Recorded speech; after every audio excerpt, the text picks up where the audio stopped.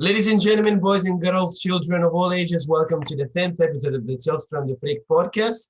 For those who don't know, I opened my page on Instagram and go follow it. It's Tales from the Freak. You can search it there. Plus, for those who don't know either, I just got the sponsorship for a match at the GCW Fight Forever event.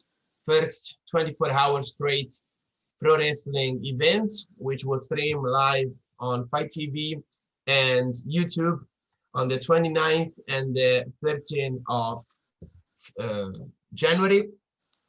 And go follow it because it's free, and make sure you support independent wrestling.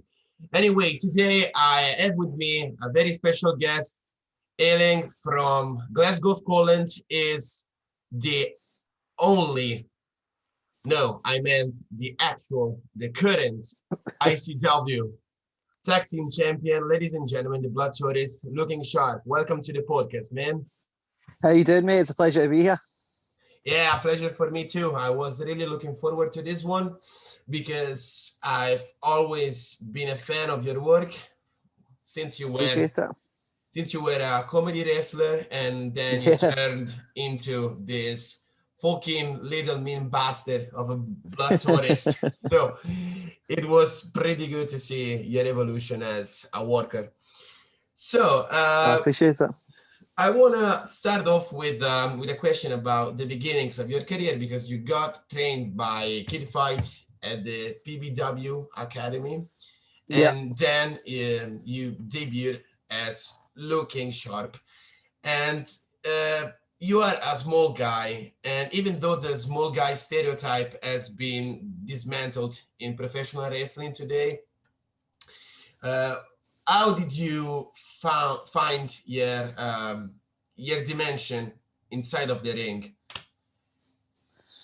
So obviously, it's a lot easier than it used to be being a sort of smaller guy in wrestling, but I would still say it's by no means easy. It's still, although it's easier as a small guy to get ahead, it's still a big man's game. I think definitely it's just a case of learning to adapt, and learning to sort of find your strengths and stick with that.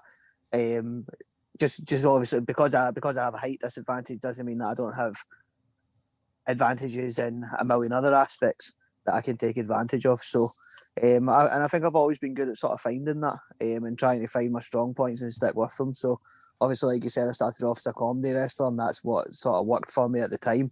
And then as I sort of evolved, it sort of obviously became more at what I am now. But like I said, it's just been a case of finding what's been working for me at the time and what feels right at the time and going with it. All right. So as I told before, the thing that I admired about you in the ring was that you could actually be incredible with doing you were doing your stuff, and pretty much you had almost zero offensive, just like I mean in ICW, because Yeah, I haven't seen much of your work in PBW and other promotions, but I could see you were. I don't think it's not fair to describe you as the Mikey Whipwreck of ICW when you first started, not just for being a absolutely. small guy, but for the story you told in the ring. And Absolutely. Like I think Mikey Whipwreck would be someone that I was watching at that time, and someone that I took quite a bit of inspiration from. Obviously, there's the likes of Spike Dudley and people like that as well. But I've always really enjoyed being able to tell that sort of underdog story. yeah, and to be honest, you embraced that character till the end because, of course, Mikey Whipwreck went on winning the ECW World Championship, even though you didn't want it. You ended up doing with someone else in Krieger. With I don't know if I don't actually know if you're no, yeah, you had a name as a stable and as a tag team, the Fight Network, which Yeah, was yeah. a pretty original name nevertheless. So as we covered the beginnings of your career, let's fast forward. In 2015, ICW held its let's say first big show in a bigger venue with more of a major European promotion vibes in the SEC with Fear and Loathing 8, if I can remember correctly. And you performed in the Space Boss show, which was basically B shows, even though there were Tommaso Ciampa Yep. went against Big Demo, who is known now in NXT as Killian Dane. But even being in B shows, could you feel the electricity that was like projecting ICW into his brightest future? Absolutely. Like I was really lucky to be even just the small part of ICW that I was at that time. Obviously, it was the hottest thing in European wrestling and one of the hottest things in the world at the time. Um, and just getting to experience any of that was brilliant. Obviously, I wasn't part of the SECC show, but even just being there in person and watching it, the crowd was absolutely electric. And when Grado won the title, they absolutely blew the roof off the place. And that sort of build up, that build up to like the peak of like Grado Mania, like as much as it was Grado Mania, everyone on the card was benefiting from it. The guys even at the very bottom of the card were still feeling that energy for the crowd. And Grado brought in people who wouldn't necessarily have went and seen wrestling, and would never have seen the likes of myself or half of the other roster that they seen Krieger a lot more. So myself especially, I was very lucky to at a young age be a part of such a big boom in British wrestling. Hopefully, I can be part of another one with a bit more experience behind me now. But it was brilliant to be part of it. Yeah, and to be fair, it wasn't the Fear and Loathing that you actually won the tag team titles. It was the Squiggle. Square Go 2019, if I can remember Yeah. correctly. So even though you didn't win, you were in a ladder match a few years later. So I think you had this experience and you can have a new one in the future as you have matured as a performer and a worker in the ring. Pretty sure about that. Absolutely. I mean, getting to be part of Fear and Loathing was incredible, especially at the Hydro. Like it's the sort of biggest sort of venue you can perform in Glasgow. And getting to tell my friends and family that I'm good tonight. I'm going to wrestle at the Hydro. You know what I mean? It's a special kind of feeling. A special kind of feeling for your family and friends to come and see you in that environment. And obviously, I'd been part of ICW for a long time. At that point, I wasn't 2 minutes in the door, but I had never been on a Fear and Loathing show, and I think that was a kind of benefit to me, that when I did finally appear on Fear and Loathing, I wasn't a young boy anymore. I'd been there, I'd travelled about and very much found my feet, and was very much ready to be on that sort of world stage and say to people, this is who I am and I'm ready to be here. Yeah, that's awesome. Actually, you were like the kid becoming a man from walking the venue or Yeah. something like that. And an extra question that I want to ask you: when you had that performance at the Hydro, it was the last year that ICW held a show there, as they Yeah. returned on a smaller venue in 2019. Uh, I could see it from home that there was less people in the crowd, but uh, was it still exciting, of course, to perform in front of that? Sorry, absolutely. Yeah, And even though there was less people, it was a weekender, so it was still a smaller venue, but the length of the event had expanded.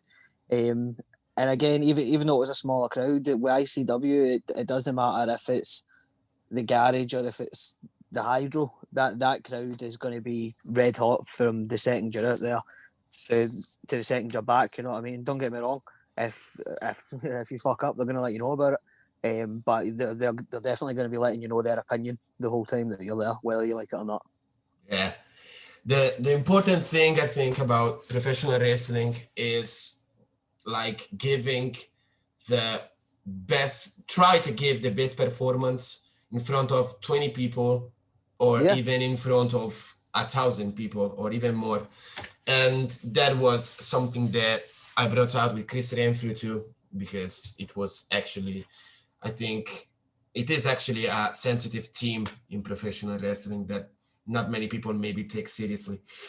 And as we told before, you started that as a comedy wrestler, then you turned into the Blood Tourist.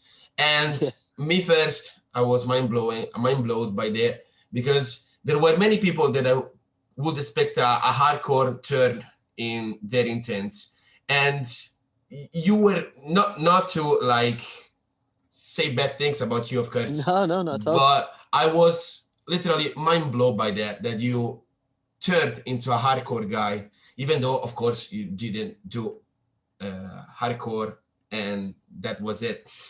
But the point is, you even got a tweet from New Jack Yeah, in reply from yours, as you like challenged him or something like that. yeah, Then you won the title at the Square Go in none other than a Glasgow Street Fight, and before you even took part in the third King of Insanity match, which is a really important appointment once a year right now. So, why did you make this change, and how did you affect your career and your character building? so I'd always been a fan of like of that style. ECW was, so believe it or not, was what actually got me into wrestling.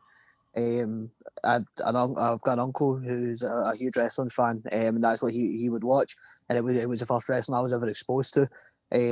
So just in my sort of mind, that's what wrestling is. Wrestling's this wild, crazy sort of all out madness. You know what I mean? Um, and then when I got into wrestling, and I had to work out how am I going to get onto a show. I kind of had that doubt in myself that like you know that's not for me. That's not what I'm. That's not my position.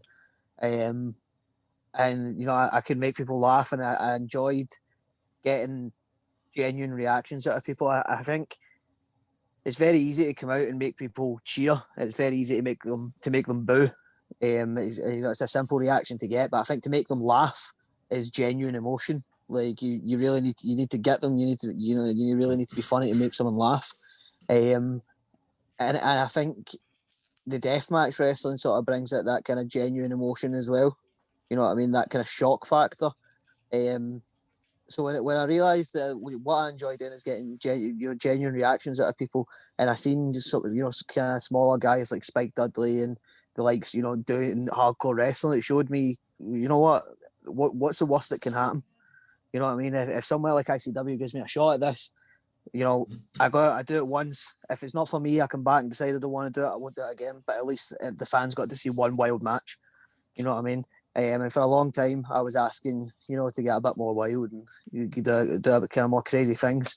And eventually, I was given the death match with Crowbar. It wasn't a King of Insanity match, but it was a death match. Yeah, When I was given, I remember that actually Crowbar got busted wide open during the match, so yeah, it was a yeah, pretty violent one. yeah.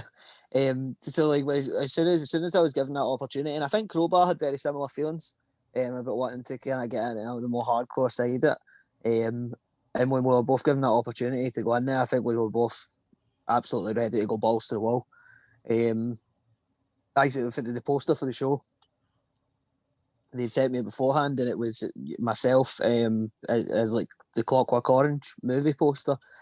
It just sort of blown me away because for so long, like you said, I was the Mikey Whipwrecker, and I wasn't the guy who was winning matches, and very much wasn't seen as the guy who was putting asses in seats and selling tickets. But to see that I was the guy who was on the poster, and I was the guy who management seen as the attraction for that show, I thought if they're gonna take that chance on me, and if they're gonna believe in me in that sense, then I'm gonna prove them right. You know what I mean? I'm gonna go out and go balls to the wall. And it worked. I enjoyed it. People enjoyed the match. I had done some hardcore wrestling beforehand. Nothing quite to that extent. But I've kept it up afterwards, especially in Denmark. And I don't think I can go back now. I think I think I've found what's for me. Yeah, actually, you don't have pretty different stories. When you told the worst that can happen is fans are gonna enjoy a more violent match and a sick one too. It's similar to what Big Fucking Joe essentially told me when I started this podcast. The worst thing you're gonna have is conversation with professional wrestler. So I can actually understand what you're saying. Like, worst thing that can happen is I have fun and the crowd will have fun as we hope to, and they did. So I think everything went Yeah. well, and neither of you actually got hurt by that. So pretty awesome work, right there. No, thank you. And just for the record, I'm a huge fan, of course, of deathmatch wrestling because I started this podcast as a deathmatch oriented podcast interviewing international guests who actually do that style. But what I want to ask you is, like, would you take like glass or more heavier stuff, or you're just a kind of Mick Foley, Terry Funk guy with some like implications from, I don't know, RVD, Tajiri, or Mikey Whipwreck So as well? I'm willing to go as far as people are willing to let me.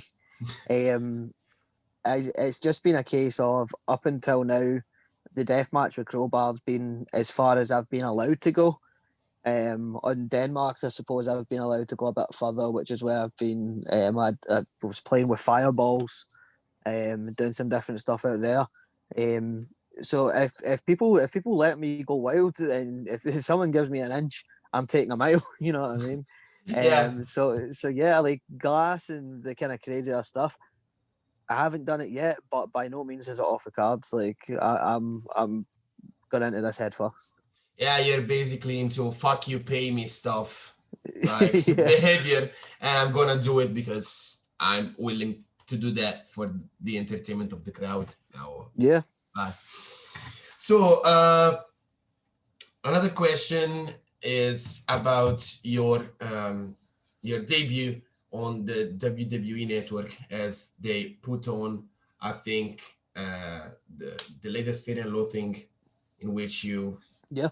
you faced the Purge in the Third King of Insanity match, which also featured carpet stripes, which blew my mind because I saw how far ICW was willing to take the matches, and I wouldn't expect that. But like, I think you're a WWE fan, of course, as you grew up with that, as most of the people. So what was the feeling? Because I think it's never simple to describe it, even though it would. How was your feeling to see your name, your face on the WWE network? I think anybody who's a wrestler who says that that wouldn't excite them and that wouldn't give them a buzz is lying. To be honest, ev- everyone watched WWE growing up. It's majority of people. It's what kind of got them into wrestling, and even if it's not what you're into anymore, there's still that kid in you that says that's WWE. You know what I mean? Yeah, So yeah. absolutely, like when I seen my face and my name on the WWE network, and even now just seeing myself on the WWE network is completely surreal. Like like it's all I've ever wanted to do. You know what I mean? Since I was for as long as I can remember. And that's be on WWE, or not necessarily just be on WWE, but perform in wrestling at the highest possible level that I can. And whether that's with WWE or another promotion or on the independents, that it's all I've ever wanted to do. And seeing myself on such a large stage, and being able to, knowing that I can expose myself to so many new fans and so many new sort of markets and audiences, like I said, it's completely surreal, and I've never experienced anything like it. It's very, very exciting. Yeah, it's a pretty awesome honor to end up right there, even though I don't agree with most of WWE politics, but again, there is the thing that most of the talents are willing to go there because there are better paydays, sorry. And I think it's exciting to perform under that sign anyway.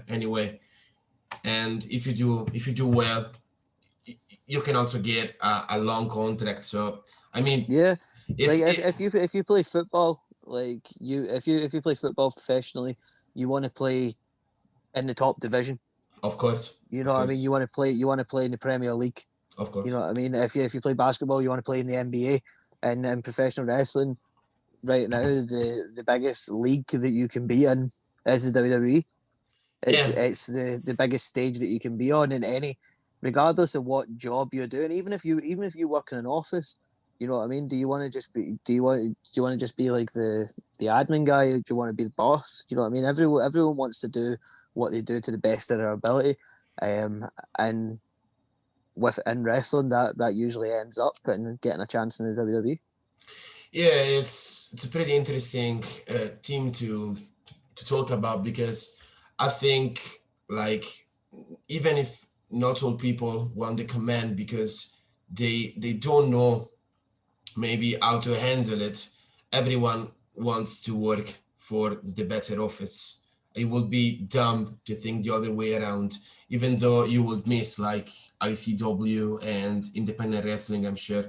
But I mean, you can't blame professional wrestler for going to WWE as most of the people do. And I'm quite afraid now that Meiko Satomura signed with that because if you don't know, Meiko Satomura actually signed with WWE NXT UK. Yeah.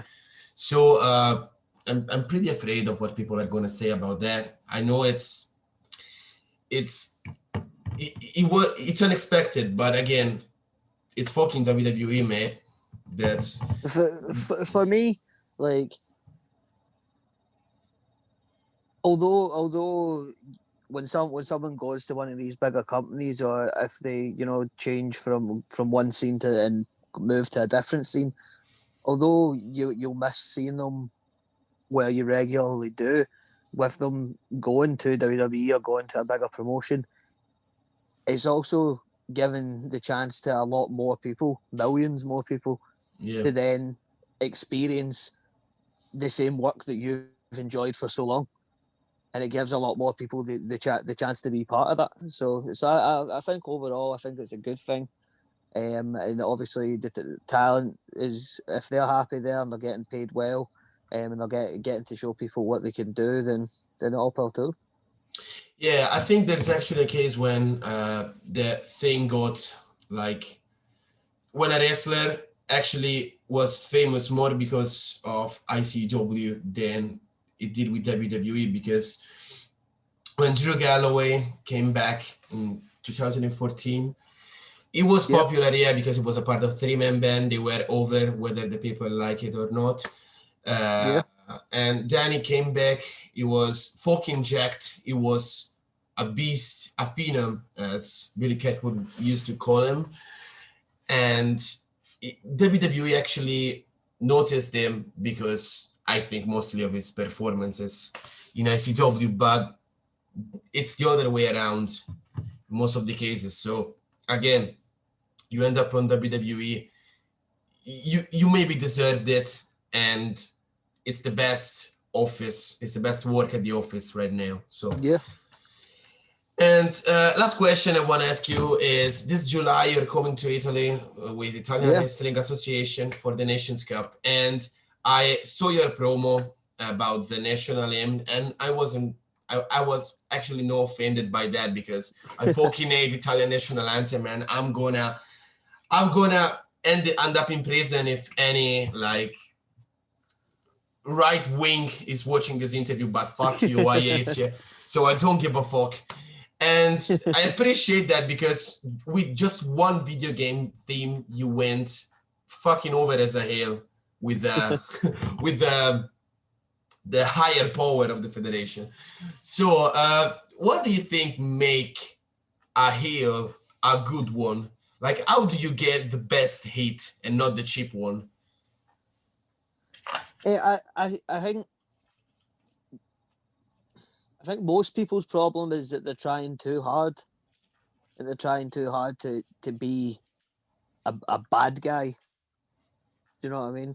Like I think you just need to carry yourself a certain type of confidence or arrogance, depending on how you look at it. Carry yourself with that level of arrogance and just sort of be natural with it, feel it. Don't try and force it out, because otherwise it's going to come across forced, and no one's going to believe you as a badass if it's obvious that you're putting it on. You know what I mean? Whereas if you come across natural and you have that kind of natural star power, then people will believe whatever story you're telling. Yeah, I saw that in Grado when he turned heel at Baramania 2017, if I think, Yeah. against Chad Samuels. And the point with Grado was that, just to put an example on the table, of course, was that I think he overreacted his role as a heel, even though he did a pretty good job, because he was using like forced words like jabroni or stuff like that. But he like pushed a lot about being an Impact Wrestling superstar. So with the fuck TNA behavior that ICW crowd has pretty much always have, it was easy win for that. But Yeah, I thought that I like personally I enjoy Grado as a heel, and I think there could have been more that we could have seen with that, or that I would like to see in the future at least. But like I was saying about having that, being natural with it, like Grado is, and he's a natural babyface. You know what I mean? Just that his personality as a person, and his personality as a wrestler is a natural babyface, which is why he's so easy to get on board with as a babyface, because it comes across so naturally. yeah, that was something they were discussing more than once with Marco Piva, who I think you know as the Italian commentator of ICW, one of my closest friends. And yeah, I pretty much agree with what you're saying. We could have seen more of that, even though Grado is a natural babyface. And I would say something honest to you. I think that you can be both a natural babyface or a very hated heel, because I saw your work against Massimo in the first Space Boss. Massimo, Yeah, who is yeah, actually my conterranean, is Italian as well. yeah, Even yeah. though I'm from the north center of Italy and he's from the south, but anyway. All right. So you were pretty over with that, but you were pretty over as a face as well. Well, when you won the title as the Fight Network, you weren't actually face, but the crowd cheered you, if I can remember. So Yeah, so I feel like technically, yeah, I guess we were heels. But we certainly started off as heels, and I think the fans decided that we were face. Like we didn't ever turn babyface, you know, in the yeah, I sense of remember. we didn't ever do anything to become baby faces. It just, the fans decided that they were on board with us and that they were going to cheer. Yeah, the customer always have right. So Yeah, yeah. that's what is it. And for to end the interview, I will ask you the same thing that I ask to everyone at the end of the interview. There is someone that you haven't faced yet that you would actually love to face, even maybe 2 or 3 opponents that you are willing to face at most now that you actually became more of an hardcore wrestler.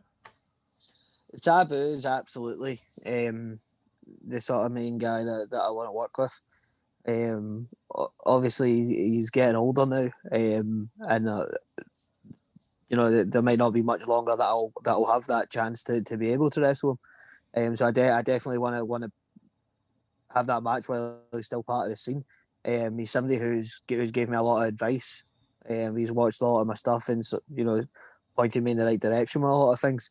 And I think if someone managed to put that match together, then I would absolutely tear up. I'd do everything I could to blow the roof off the place. Which name was there? It's Sabu. Sabu, all right.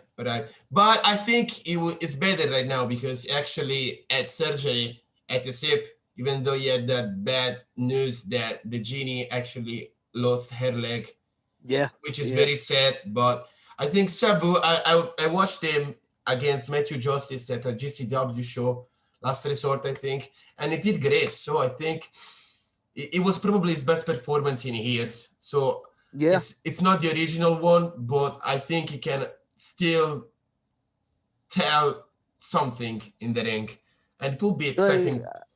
I think a lot of people read the stories online, and kind of make the judgment without doing the research themselves.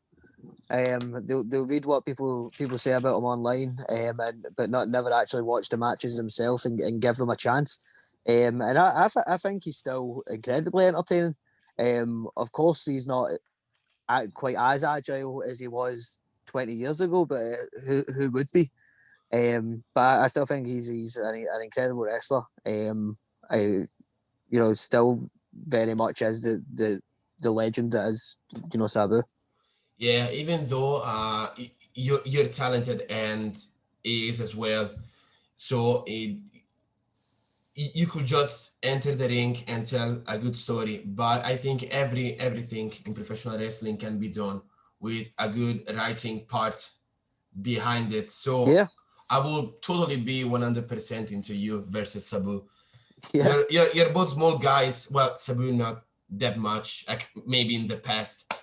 But I mean, I will probably be 100% inside of it. So I hope to see that match someday. You went on the WWE Network. You can do whatever the fuck you want to do. So anything's possible. Yeah, of course, and also in WWE. So I hope you're gonna see Looking Sharp there, maybe in NXT UK one day or another. I hope so. Everyone deserves an opportunity if he works hard. That's the better philosophy, in my opinion. So for those who have watched, of course, this is the end of the 10th Tales from the Prick episode. I'm thrilled and excited to have brought you this one. And to be honest, I didn't think I would have gone so far. And I thank you, Looking Sharp, for the time he gave me. It was really kind from him. Follow him, watch him on WWE Network, on ICW, of course. And this is all. Follow the channel, watch the video, like it, and share it everywhere. Say hi, Lou. Thank you. All the best, man. You too, mate.